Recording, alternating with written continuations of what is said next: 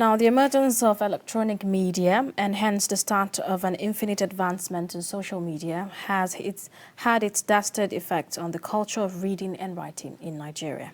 People of all ages now prefer to use mobile phones to read stories, watch films, read news, send and receive messages outside the primary use of the phone, which is speaking to your desired loved ones, friends, and business associates. Many associations want the dying culture of reading and writing to be revived. Now we have Abdul Aziz Al Hassan. He's the president, Universal Writers and Authors. Hello and welcome. Welcome. Welcome to Day Break.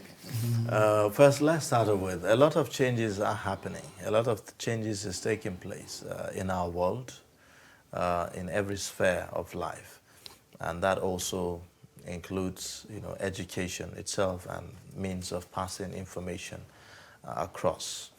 How important is reading culture to us as a people, and why should we preserve that? Reading culture is very important because if you did not read, you can't write. And if we allow people to write for us, they wouldn't write the way we want. Our history, our religion, our culture, they wouldn't have write it the way we want it. So it is imperative for us, for people of all ages, to read. And this reading should be from the grassroots. That is to say, it should be from the nursery, primary, secondary, and even in the tertiary institutions. But students of nowadays prefer watching films or prefer doing a lot of things without focusing on reading. And either ways, sometimes you say watching films could actually be educative themselves as well. There are some very educative films, and sometimes some books are translated into films, and so people feel maybe there are other options of getting this information aside sitting down to read all through bulky number of pages and all of that. What would you say to such groups? In terms of that, let me tell you something. Knowledge is hidden in books. Yes, knowledge is hidden in books. There will be a lot of educative programs in films that students may likely want to watch rather than to sit down and read. But believe in me, reading the book is more important than sitting down watching it in the form of a film, because there are a lot of knowledge that were hidden. And this reading, if students read, he will get a lot of things, a lot of ideas, a lot of some things that he might not know, that it will be important to him, that if he get to know them, he will use them, he will apply them. Okay. So you see? Okay, so I'm really keen to know, really, apart from reading books, to explore the world, and gain knowledge and all of that, is there really something important? Is there another aspect to reading that we don't know? Apart from reading books? Apart from reading, to explore the world, gain knowledge and all of that, is there really something apart from that that we are not, seeing or we are not exploring? Okay. You see, apart from reading books to gain knowledge, there are a lot of things that you will, of course, benefit through reading. I will cite some examples. There are a lot of students nowadays, especially in the secondary school, most of them, a lot of students, if you call them or you sit down with them, get their books, assign them to read some paragraphs or some comprehensions, most of them cannot. We conducted, here in our association, we conducted an essay competition. This is to test the students' readership and writing skills. In order to see, are the students reading? And are they benefiting from what they are reading? And to our great surprise, most of them are not reading. A student in post-basic, that is in SS section, cannot write a simple paragraph, which consists of simple sentences. Talk less of writing an essay.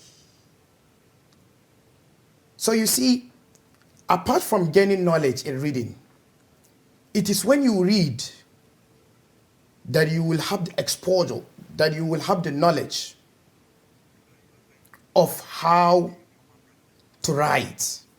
That is number one. It is when you read that you will know your culture. Most of our secondary schools nowadays do not teach history. Most of them, we abandon teaching history as one of our subjects in the secondary school. All right, now let's bring in, another perspective to this. We have joined us virtually, Denja Abdullahi. He is the former president of the Association of Nigerian Authors. Thank you for joining us on Daybreak this morning.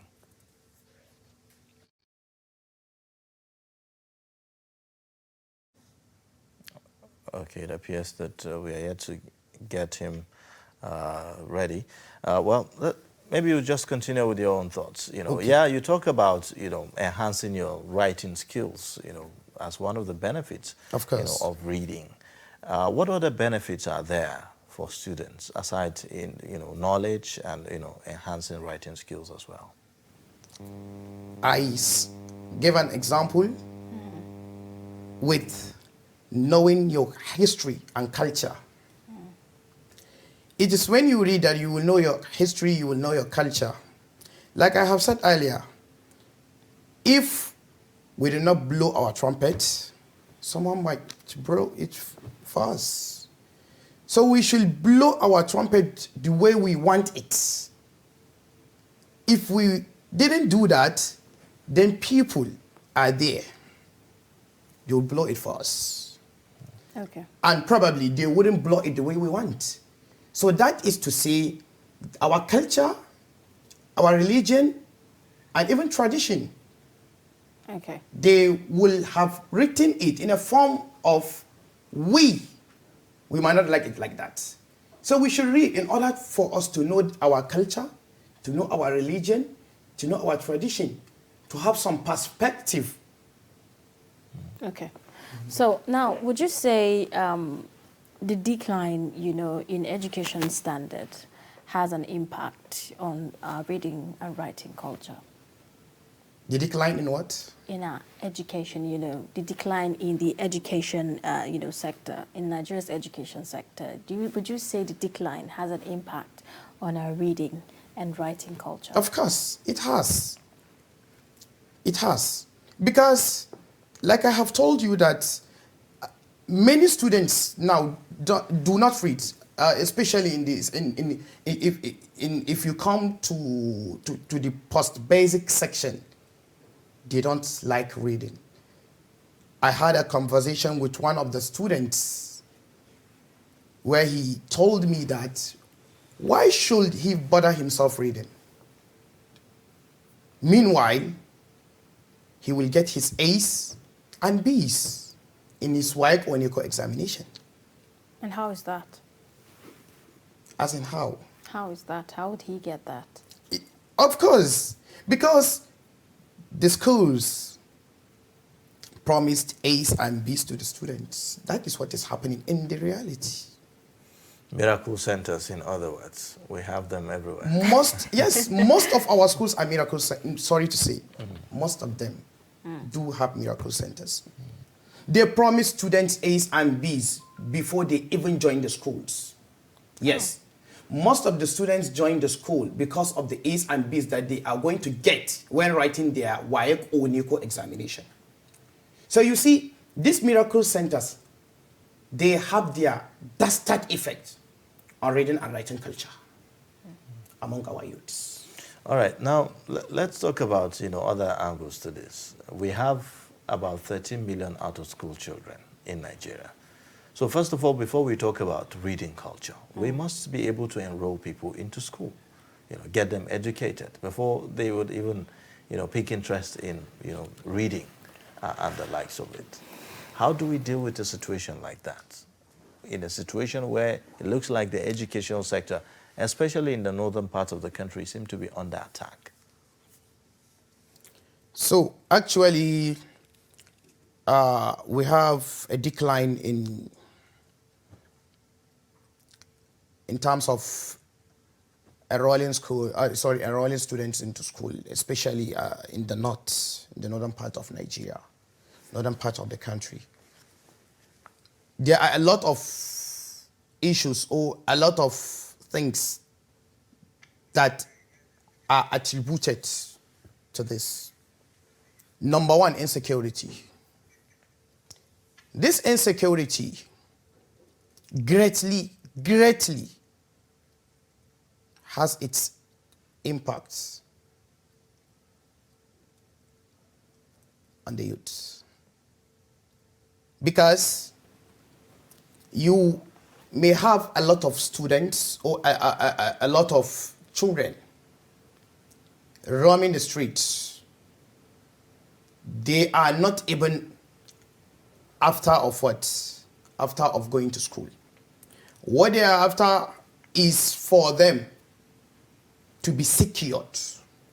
They are not even secured. So we must provide security for students to be in the school, especially northern eastern part of Nigeria, some northwest axis. For the out of school students or dropouts, for them to be in school, security must be provided, adequate security. By providing adequate security, it will help for them to go back to their school because they are not at peace. Peace must reign first. Okay. That is number one. Okay, so for locals, who do not even think about anything school, how do you encourage them, to go to school? Okay.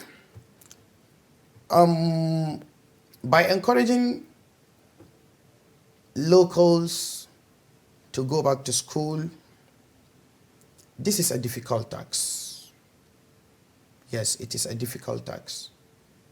Though there is an initiative by some of the state governments, I don't know whether the federal government initiated it, free basic education, that is from nursery to junior secondary or from nursery to senior secondary. So we can encourage them to go back to school by, number one,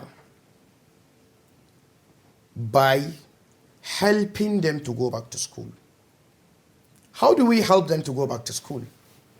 Some of them do not even have, some of the parents, let's talk of the parents first. Some of the parents do not even have money to cater for the children, talk less of them sending them to school.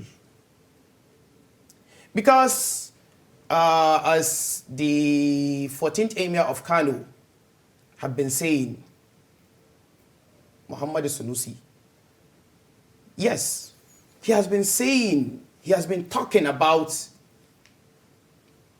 this, the children, how we get back to children in the northern part of Nigeria. You will see a household with more than 30 children or more than 20 children. So you're talking population control? Yes, population control. We should control the population. The government should control the population. And aside controlling the population, government should as well help them in taking them back to school. Okay, now, you know, talking about the role of parents here in this instance, we have a very high level of poverty, you know, in the land. If you look at especially the northern part of the country again, and so you have, even among those who have managed to send their children to school, sometimes children, there are certain expectations on children. When they come back from school, they are expected to do some chores, sometimes even do some hawking. You know, some of these children, they actually fend for themselves in terms of even paying their school fees and the rest of them. In that situation, how do they concentrate on reading? Where you find yourself in a situation where, you know, you are not well taken care of. In fact, the reading itself, it's considered like, you know, it's a waste of time. Like you are supposed to be doing something more productive, quote unquote. Yeah, we get something. You know, exactly. So looking at that, you know, from that angle, the society in which we are, how do you, you know, reconcile this? Okay, actually, we have a serious problem in the North. Yes. We can reconcile this in using some ways. Number one, like I have talked of population control. If, for example, we control the population, government control the population, especially in the North, we couldn't have such problems. We might not have such problems that we have children that are even taking care of themselves, feeding themselves or something like that. If you have been taking care of feeding, clothing, shelter, etc., then your time, I think students will actually utilize their time in reading. But you are not taking, you are not being taken care of, one, your shelter, and even clothing. So you see, you have things that you must focus on. You must focus on your clothing first. You can't walk naked. Yes. Okay. Now, talking to us about reading culture and how to revive it in Nigeria, how much value do we place on reading in Nigeria as a people, you know, as a society? How much of value do we place on reading? Because mostly what you see is people just merely trying to read to get certificates, you know. But the benefits of reading goes beyond just getting certificates, like we highlighted earlier. So societally, generally speaking, how much of value do we place? And how can we, you know, encourage more people to consider reading not just, you know, for passing exams, but for much more? Okay, in terms of how much value we placed in reading, actually, we place little or even no value in terms of reading. Because most of us do read in order to pass examination. If you go to our schools, the various schools, the secondary schools, and even the tertiary institutions, most of the students in the tertiary institutions, in the secondary schools, do read just because to pass their examination. Some do not even read, especially in the secondary schools, because they have the assurance that they are going to get A's and B's in their WAEC or NECO examination. There was a research that was carried in 2019 about the reading performance of the dying culture of reading and students' performance in terms of reading. The findings of the research, was shocking, because the research revealed that almost 30 million students in Nigeria do not read for other benefits. Rather, they read for just to pass an examination. Okay, I think this brings me to this my questions. The issue about when they say examination is not a true test of knowledge, because most of the time you find out that the people that actually come out with the A's and B's, when they come out in the field in the long run, you find out that those that are actually below that have more intellect than these people that came out with the A's and B's. So could you comment on that? Yes. This is a topic on, sorry, I'm going to chip in something. This is a topic among our topics for the essay writing competition that we do organize in our association. That is assessing students using examination. Is that the only way of assessing students? Or there are many other ways that we can assess students apart from examination? Right. Yes, actually, it is not only examination that we can use to assess students and bring the best in students. Yes, it's not only examination. Because some students do crime and pass examination without even knowing what they crime. Yes, some students do crime and pass examination without even knowing what they have crimed. That is number one. Number two, some students do scheme and scan, scheming and scanning. Those are reading methods, right? Yes. I think they are reading methods. Further, what that means. It is just like, it is scanning. You know scanning now. It's a reading method. Yes, it's a reading method. Just for our viewers to have an idea, better idea of what exactly you are talking about. Okay, scanning and scheming. This is where you just read without giving more attention. Okay, to the content. Yes. You just scan some kiki words or some kiki terms. Upload them. That is all. So some students do scan and scheme just for them to pass examination. Some definitions, scholarly definitions, and more. Because they have the assurance that these scholarly definitions or this definition might come out in the examination. All right. So let me scan it. All right. Now, the primary goal, of reading, I believe, is to get information, is to be informed, is to be knowledgeable, about things. But it doesn't look like we're a society that rewards knowledge, that rewards, having information. So how do we encourage reading in this sense? A society that, value more certain things. For instance, okay, we have certain, initiatives or programs that are not necessarily educative, but they get a lot of patronage, they get a lot of followership, subscribers, and the likes.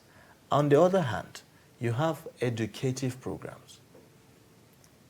You have initiatives like reading competition, writing competitions, yes, writing competition, and the rest of them, that do not get the kind of sponsorship that sometimes, some of these other initiatives get. So, how do you, encourage, multinationals, corporate organizations to come in here so that there can be, a reward for reading and writing, so that people can see visibly that indeed there are rewards? Because especially if you look at, even in terms of job employment these days, is not the best of hands that usually would get the job in our times now. Of course. Is the one that knows that knows somebody like like we always say, you know, and the rest of them. So when you look at some of these factors, you know, how would we motivate people to read when you have these things in place? Okay. One, our politicians, government must have placed value in this aspect. What I mean here is, it is the duty of the government, not the duty of an associations like ours, to conduct writing competitions, debate competitions, quiz and lexicon, and more competitions. It is the duty of the government. If government can bring such a good initiative, then there are a lot of organizations and associations that are ready to help the government and bring it to a fruition. So if government will help associations like ours, I do believe that reading is going to be rewarding, and people of all ages will believe that reading is rewarding, so for that they are going to read. Okay. Do you think, a lot of people ask this question. Do you think there's something wrong with our teaching methods that is making, you know, the whole idea of reading uninteresting for people to actually want to learn? Do you think there's something wrong with our teaching methods? Of course. There are a lot of schools, though I wouldn't mention names, but there are a lot of schools that we get to know that even some of their teachers that they employed were unskilled and unqualified teachers. How could you employ an unskilled and unqualified teacher and expect him to make reading to be lively, to be valuable, and to be important? An unqualified teacher might not have the potential that he will teach and show to the students that reading is lively and important to them.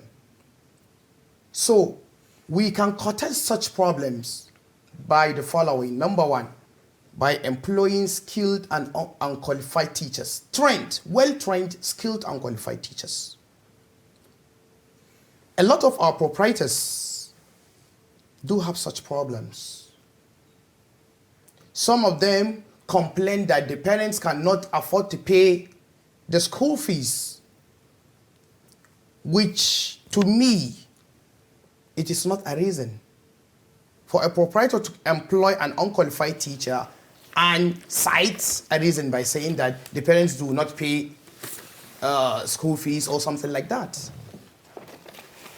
Okay. That is number one. Number two, we should be retraining the teachers, organizing some workshop and training to the teachers. Because even the teaching methods, it changes. Right. And there are a lot of teaching methods that we have, especially if you have some slow learners or you have students with disability, something like that. So there are a lot of teaching methods that you can use that will facilitate quick learning. All right, well, thank you so much. We have to end the discussion here. We appreciate your coming on the program and sharing your perspectives with us. We look forward to having you again. Thank you, sir. All right.